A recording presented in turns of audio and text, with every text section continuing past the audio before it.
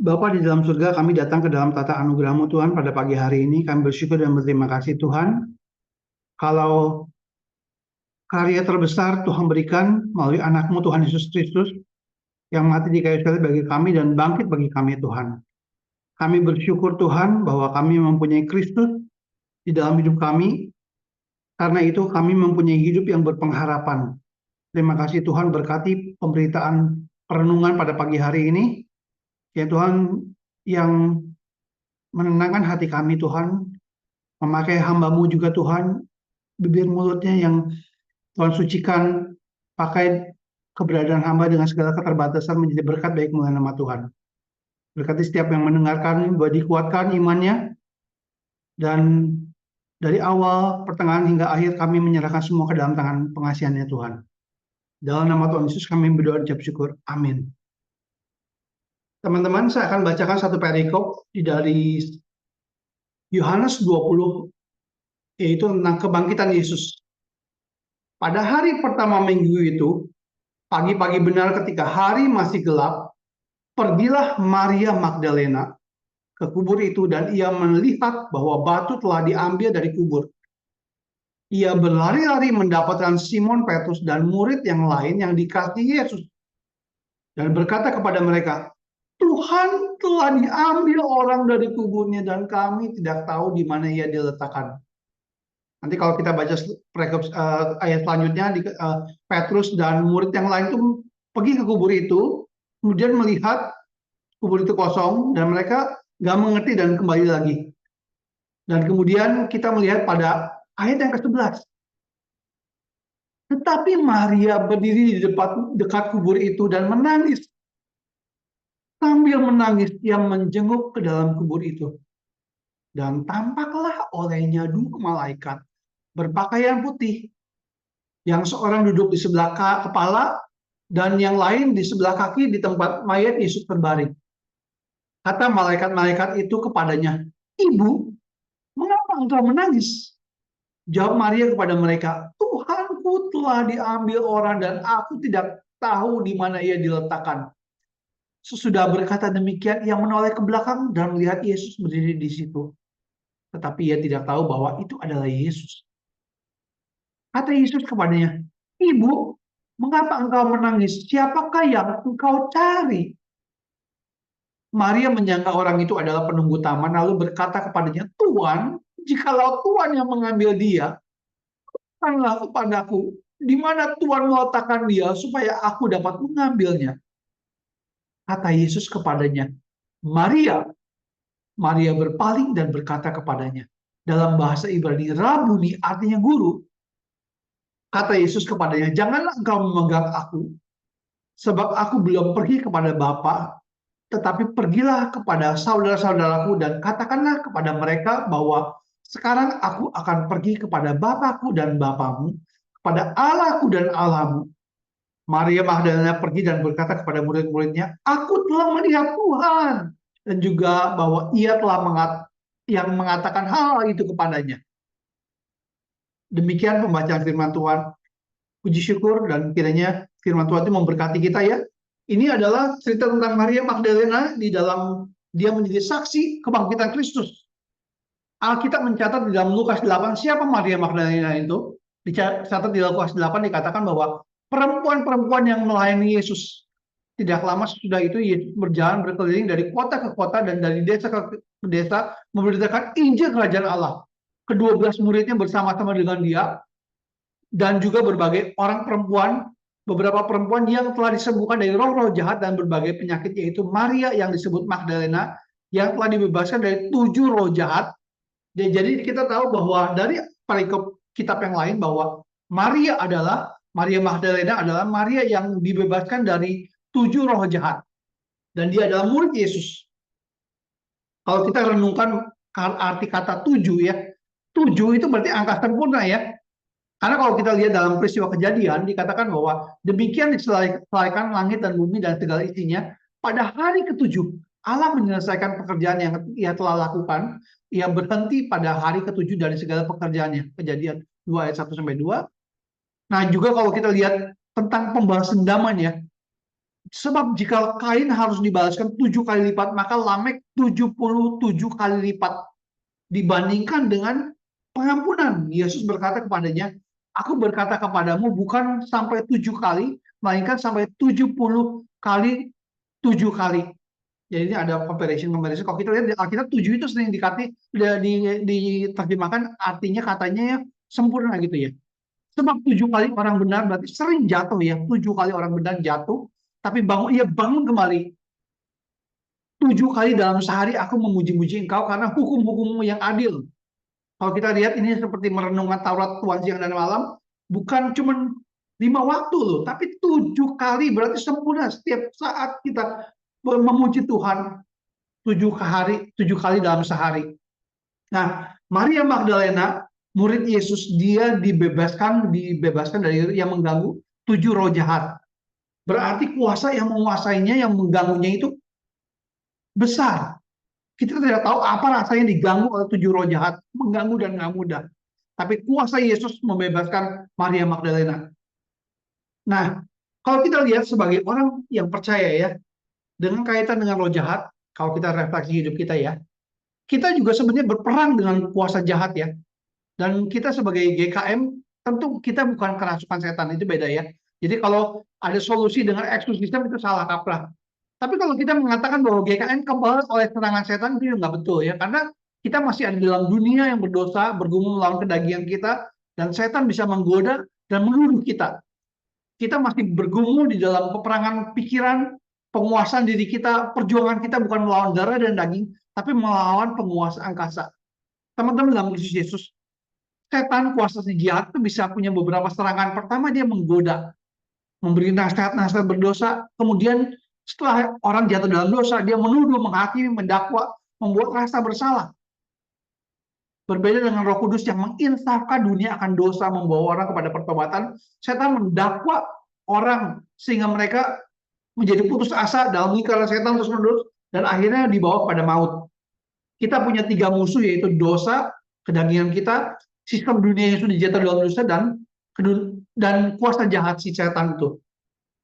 Teman-teman dalam Kristus Yesus, kalau kita balik lagi ke dalam cerita Maria Magdalena, dia dibebaskan dari 7 roh jahat dan bisa mengikuti dan melayani Yesus. Sungguh sukacita yang tidak habis-habisnya bagi Maria.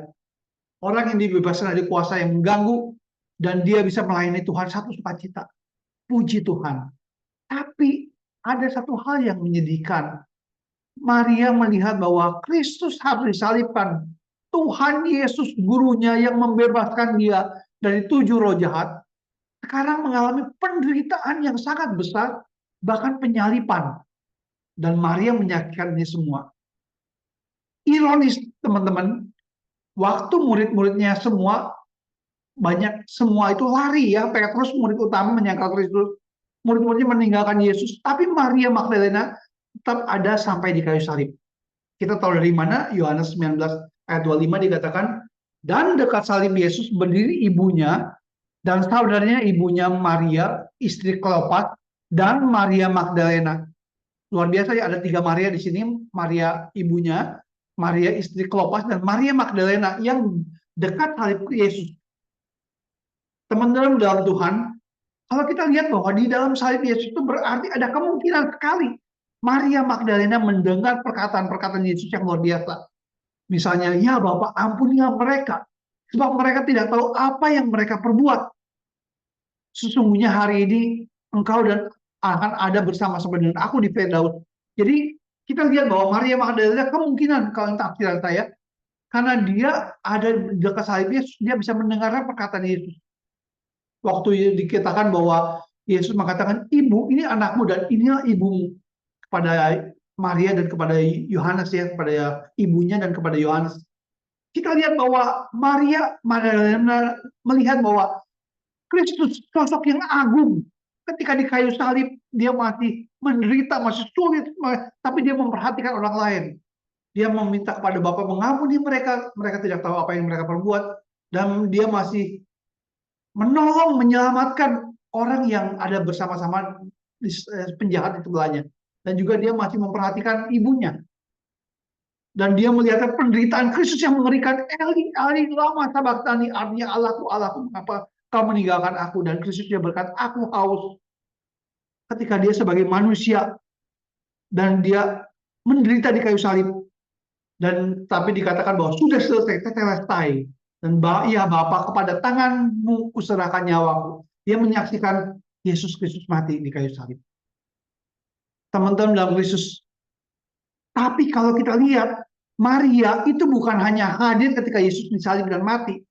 Waktu Yesus dikuburkan setelah 3 hari, Maria Magdalena juga yang mengunjungi makamnya pertama kali. Dia begitu peduli kepada Yesus, murid-muridnya sudah ketakutan semua. Maria menjumpai kubur Yesus kosong, dia memberitahukan kepada murid-muridnya, Petrus dan murid yang lain sampai di kuburnya, mereka nggak mengerti lalu pulang, tapi Maria tetap di kubur itu, tetap ada di kubur itu. Dan dia menangis di kubur itu, tetap sedih di dalam kubur itu. Walaupun setiap murid yang lainnya sudah pergi. Kalau kita lihat teman-teman, kalau kita lihat dalam perikop ini ya, kesetiaan Maria Magdalena, dia ada di dalam kubur sampai menunggu, menunjukkan kasih dia yang nggak mudah goyah ya, meskipun dia sedih. Banyak dari orang-orang sudah meninggalkan Yesus ya, dan Maria Magdalena tetap diam di sana menunggu gitu ya. Murid-murid pergi, tapi Maria tetap setia menunggu di sana gitu. Mana dia mencari Yesus, dia nggak tahu bahwa Yesus sudah bangkit dan hadir waktu Maria Magdalena menangis. Dia nggak tahu itu Yesus. Tapi Yesus berkata kepada ibu, mengapa engkau menangis? Siapakah yang engkau cari? Maria menyangka orang itu penunggu taman. Lalu berkata kepadanya, Tuhan, jika Tuhan mengambil dia, katakan kepada aku di mana Tuhan meletakkan dia, supaya aku dapat mengambilnya. Maria sedih. Maria sedih. Menyangka orang mengambil mayat Yesus. Jadi dia mencari Yesus yang mati. Dia mencari Yesus yang mati. Kalau Yesus tetap mati, mayat Yesus tetap di sana, maka iman kita sia-sia. Kalau kita percaya kepada Yesus yang mati, maka kita masih ada dalam dosa kita. Maria mencari Yesus yang mati dan dia sedih. Tapi Yesus sesungguhnya bangkit. Dan ada hal yang indah di sini teman-teman. Kenapa? Ada hal yang indah luar biasa. Ketika Yesus menyatakan dirinya dia bangkit, Maria dipanggil namanya secara pribadi. Yesus memanggil Maria dengan namanya. Maria. Maria adalah domba Tuhan yang mendengar suara Tuhan dan dia kenal. Oh ini, dia tahu. Domba Tuhan mengenal Tuhan yang memanggilnya dengan nama. Dan kata Yesus kepada Maria, Maria berpaling dan berkata kepadanya dalam bahasa Ibrani. Artinya Rabuni, artinya guru. Kalau kita lihat ini hal yang indah sekali di dalam momen ini. Karena ini ada satu perjumpaan pribadi Maria Magdalena dengan Tuhan Yesus. Dan Tuhan Yesus secara khusus menyatakan dirinya kepada Maria. Coba teman-teman bayangkan coba. Kenapa Tuhan Yesus sebagai Tuhan menyatakan kebangkitan pertama kali kepada wanita? Bukan kepada Petrus, bukan kepada Yohanes, yang murid yang dikasihinya, bukan kepada Yakobus. Kenapa kepada perempuan? Kenapa kepada Maria Magdalena? Maria Magdalena punya tempat yang spesial. Kalau kita lihat bahwa teman-teman dan caregiver, Tuhan memperhatikan kita setiap individu. Dia memanggil kita dengan nama kita. Dia mengenal kita. Kalau kita lihat nama itu signifikan ya. Nama itu sangat berarti ya. Kalau teman-teman nggak kenal nama seseorang, itu berarti kurang kenal orang itu ya. Apa beda setan dengan Kristus? Setan mengenal kita, tapi memanggil kita dengan dosa kita. Oh kamu si pemarah, oh kamu si pezina, kamu si pembunuh, kamu si penjahat ini itu, kamu yang salah itu dan salah ini. Setan mengenal kita, tapi memanggil kita dengan dosa kita. Yesus tahu dosa kita, tapi memanggil kita dengan nama. Dia mau supaya kita hidup dalam kelimpahan. Dia mengasihi kita. Tuhan kita mengenal kita secara pribadi, tahu pergumulan kita. Kalau kita lihat dalam Yesaya dikatakan bahwa Tuhan pencipta penembus yang kenal kita, memanggil kita dengan nama kita. Ini adalah satu identitas kita ya. Dikatakan begini ya dalam Yesaya 43. Tetapi sekarang beginilah firman Tuhan yang menciptakan engkau hai Yakub, yang membentuk engkau hai Israel. Janganlah takut sebab aku telah menembus engkau. Aku telah memanggil engkau dengan namamu. Engkau ini kepunyaanku. Kalau Tuhan mengenal kita, Tuhan memanggil kita dengan nama kita. Itu sungguh sangat hal yang menghiburkan kita sekali. Maria di dalam sedihnya dia, dalam dukanya dia, dalam ratapannya dia mendengar Tuhan memanggil namanya. Ini indah sekali. Dan dia dipercaya menjadi pemberita kabar baik. Dalam Yohanes 20 ayat 17 sampai 18, Maria diperintahkan Yesus untuk memberitakan kepada para murid. Waktu dia mengatakan, aku telah melihat Tuhan, Yesus mengatakan, kata Yesus kepadanya, jangan engkau memegang aku, sebab aku belum pergi kepada Bapa, tetapi pergilah kepada saudara-saudaraku, dan katakan kepada mereka bahwa sekarang aku akan pergi kepada Bapakku dan Bapamu, pada Allahku dan Allahmu. Teman-teman di dalam Kristus Yesus, kita bukan saja dipanggil untuk mengenal Yesus, tapi kita dipanggil untuk bersaksi, mengatakan tentang Dia, untuk bersaksi, menceritakan pertemuan kita pribadi kita dengan Dia. Kita dipanggil untuk menceritakan tentang Kristus, dan Maria Magdalena dipanggil menjadi saksi kebangkitan. Wanita pertama yang menjadi saksi kebangkitan. Secara historis dan budaya, teman-teman, kesaksian wanita itu biasanya wanita itu bukan pribadi yang diperhitungkan ya. Tapi Yesus memilih Maria Magdalena. Kok bisa? Tuhan bukan menampakkan kepada Nikodemus, bukan Yohanes, Petrus, ataupun yang lain, Yakobus. Ini penghiburan bagi wanita dan juga bagi yang nggak punya status. Tuhan mau memakai siapa saja yang hatinya terbuka. Nggak peduli status, latar belakang, atau masa lalu kita. Tuhan memanggil kita, kita dipakai untuk tujuan yang kekal. Kita mungkin orang-orang GKM bukan orang-orang yang diperhitungkan oleh dunia ya. Tapi menarik dalam kisah Injil ya. Kalau kita lihat di dalam kisah Injil, Tuhan banyak memanggil orang-orang marginal, orang-orang berdosa, tanpa status. Dan Tuhan dapat memakai kita kalau kita hatinya terbuka. Tuhan bisa memakai kita untuk tujuan kekalnya ya, teman-teman. Kalau kita lihat di dalam Injil Yohanes ya, di awal-awal Injil Yohanes, Yohanes pasal 4-nya ada perempuan yang dipakai Tuhan. Itu perempuan berdosa, perempuan Samaria yang mengabarkan berita Yesus ada Mesias. Dia adalah perempuan yang bergumul dengan hidupnya, dengan mencari cinta kasih, tapi dia menemukan air hidup itu Kristus. Dan dia memberitakan siapa Yesus adalah Mesias. Dan di akhir Injil ada wanita lagi adalah Maria Magdalena, perempuan yang pernah diganggu 7 roh jahat. Dan dia memberitakan kebangkitan Kristus. Dia memberitakan kebangkitan Kristus. Puji Tuhan teman-teman. Nah teman-teman yang mengalami GKM, mengalami pergumulan dengan GKM tentu nggak mudah ya. Tapi teman-teman bisa menjadi saksi Kristus, memberitakan siapa Kristus, kebaikan dalam hidup kita, bahwa Ia mati dan bangkit bagi kita. Berita mengenai Kristus itu berita yang paling berharga dalam dunia, teman-teman. Nggak ada berita yang lebih bahagia, bernilai daripada berharga daripada ini, berita ini. Ini berita yang paling berharga. Berita tentang Injil, berita tentang kematian dan kebangkitan Yesus. Berita yang paling berharga. Sebab pemberitaan tentang salib adalah kebodohan bagi mereka yang akan binasa. Tetapi bagi kita yang akan diselamatkan, pemberitaan itu adalah kekuatan Allah. Aku tidak malu akan Injil, karena Injil adalah kuasa untuk keselamatan bagi setiap orang yang percaya. Yang pertama-tama bagi orang Yahudi dan bagi orang Yunani. Kalau kita bertemu dengan Kristus, kalau kita mengenal Kristus, kita menceritakan kepada teman-teman yang lainnya. Ini pengalaman yang sangat berharga. Berita mengenai Kristus yang mati dan bangkit adalah Injil yang menyelamatkan. Tuhan mengubahkan Maria Magdalena dari kesedihannya menjadi sukacita, dan dia menjadi saksi pertama kebangkitan. Teman-teman dalam Kristus Yesus, kebangkitan Tuhan Yesus mengubah arah hidup. Maria datang dengan duka, dengan sedih, tapi dia pulang dengan misi. Dari tangisan menjadi sukacita. Bukan saja menerima kabar baik, tapi menjadi pemberita kabar baik. Dan ini kita pun bisa dipakai Tuhan. Bukan saja kita menerima Injil, tapi kita pun bisa dipakai untuk pemberita Injil. Perjumpaan dengan Yesus yang bangkit mengubah hidup kita, tujuan kita. Kebangkitan Yesus itu bukan hanya peristiwa begitu saja, tapi ada kuasa yang aktif yang mendorong kita maju dalam iman. Kenapa teman-teman? Kalau kita lihat ya, orang di dalam abad mula-mula ya, ketika mereka di gladiator ya, mereka diaduin sama singa, mereka dibakar, mereka nggak menyangkal iman mereka. Karena apa? Mereka sukacita mati bagi Kristus. Kenapa? Walaupun mereka suka menderita, tapi mereka karena pekerjaan Roh Kudus nggak menyangkal iman. Dan karena mereka pernah melihat tubuh kebangkitan Kristus. Ini satu pengharapan. Karena mereka melihat Kristus bangkit, makanya mereka berani menyatakan iman mereka.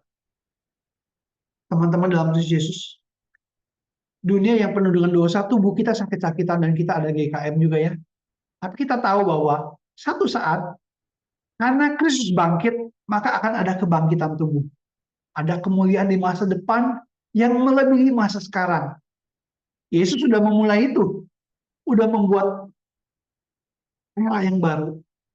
Ini pengharapan bagi orang percaya. Karena Kristus sudah bangkit, karena itu nggak ada yang mustahil bagi Allah. Karena Kristus sudah bangkit, maka hidup kita ada di dalam kemenangan. Roma 8 ayat 37. Tetapi di dalam semuanya itu kita lebih daripada orang-orang yang menang oleh karena Dia yang telah mengasihi kita. Hidup kita bisa berkemenangan dan tidak ada kata gagal bagi orang GKM. Kenapa? Karena Kristus sudah bangkit. Hidup kita di dalam Kristus. Kristus sudah bangkit, nggak ada kata gagal. Mungkin kita sering berpikir gagal itu mengganggu kita, tapi kita semua di dalam Tuhan kita dimenangkan karena kita adalah lebih dari orang-orang yang menang di dalam Dia yang mengasihi kita. Karena Kristus sudah bangkit, maka Tuhan sudah mengalahkan kuasa maut dan kuasa dosa. Kita pun dimampukan mengalahkan kuasa dosa. Bahkan kalau kita mati, kematian itu ya nggak mengerikan. Kalau kita kadang-kadang bahas mati, orang suka takut ya atau nggak suka ya. Tapi kematian itu menjadi pintu masuk pada hidup yang kekal. Karena Kristus sudah bangkit, teman-teman. Karena Kristus sudah bangkit ya. Kita lihat bahwa kematiannya mengalahkan kuasa maut. Kematiannya itu mematikan kematian itu sendiri. Kematian Kristus. Ada judul buku dari John Owen dikatakan bahwa the death of the dead in the death of Christ. Kematian yang mematikan kematian, ya di dalam kematian Kristus. Makanya Alkitab mengatakan bahwa kematian Kristus mengalahkan kuasa maut dan kebangkitannya pun mengalahkan kuasa maut. Hai maut, di manakah kemenangan? Hai maut, di manakah setengah? Sangat maut ialah dosa dan kuasa dosa ialah hukum Taurat. Tapi syukur kepada Allah yang telah memberikan kepada kita kemenangan oleh Yesus Kristus Tuhan kita. Ada kuasa dalam kematian dan kebangkitannya. Salib yang dulu adalah lambang penghukuman, penyiksaan dan penderitaan menjadi lambang kemenangan. Ketika Kristus mati ada kalimat it is finished, tetelestai. Itu berarti adalah mission complete, sudah selesai, project done. Ya. Kristus mati karena dia menyerahkan nyawanya kepada Bapa dan kebangkitannya menyatakan dia menang. Dia mati bagi kita dan dia bangkit untuk kita. Teman-teman di dalam Kristus, karena Kristus sudah bangkit, maka kita pun bisa mengalahkan kuasa si jahat. Kita di dalam Tuhan bisa mengalahkan kuasa si jahat. Jadi kita sebagai GKM, mari kita bangkit, semangat, karena kita tahu bahwa Kristus sudah bangkit. Dia memanggil kita dengan nama kita, dia mengubahkan kesedihan kita dengan sukacita, mengubahkan kesedihan kita. Dan dia mau memakai kita menjadi alat untuk memberitakan Injil. Karena Kristus sudah bangkit, dia sanggup mengubah hal-hal yang buruk menjadi indah pada waktunya. Hujan akan menjadi pelangi. Karena Kristus sudah bangkit, maka kita ada pengharapan. Karena kubur kosong Kristus, maka hati kita bisa penuh berisi. Karena Kristus sudah bangkit, maka air mata bisa menjadi sukacita. Semangat teman-teman semua, selamat Paskah. Mari kita terus bangkit di dalam Tuhan. Kita bersyukur Tuhan kita punya Tuhan bukan Tuhan yang mati. Tapi kita punya Tuhan yang bangkit. Yang hidup sampai sekarang ini, sampai selama-lamanya. Menyertai kita, tidak pernah meninggalkan kita. Kita nggak sendiri, dalam pergumulan kita, dalam kesulitan kita, jangan takut. Tuhan menyertai kita semua. Mari kita berdoa. Tuhan Bapa di dalam surga, kami bersyukur dan berterima kasih Tuhan karena Kristus Tuhan kami mati bagi kami di kayu salib dan bangkit bagi kami Tuhan.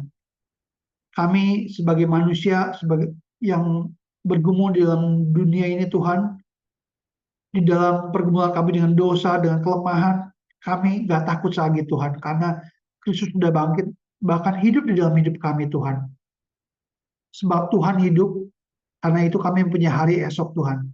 Kami tidak takut Tuhan, walaupun kami di dalam pergumulan yang gak mudah, tapi kami tahu Tuhan bahwa hidup ini adalah hanya lewat sebentar saja Tuhan, dan ada hidup pada masa depan. Tuhan sudah siapkan kami di sana Tuhan. Kami bersyukur Tuhan karena kebangkitan-Mu Tuhan, maka kami punya pengharapan akan masa depan. Terima kasih Tuhan, supaya setiap kami GKM dan caregiver boleh punya pengharapan dalam penderitaan kami Tuhan. Karena penderitaan kami ini tidak dapat dibandingkan dengan kemuliaan yang kami akan alami di masa yang mendatang Tuhan. Kami bersyukur sekali lagi Tuhan. Sebentar lagi kami akan berdoa, Tuhan pimpin supaya kami boleh mengajukan doa-doa kami sesuai dengan kehendak-Mu, dan kiranya Kamu jawab sesuai dengan waktu-Mu Tuhan. Di dalam nama Tuhan Yesus kami berdoa jawab syukur. Amin.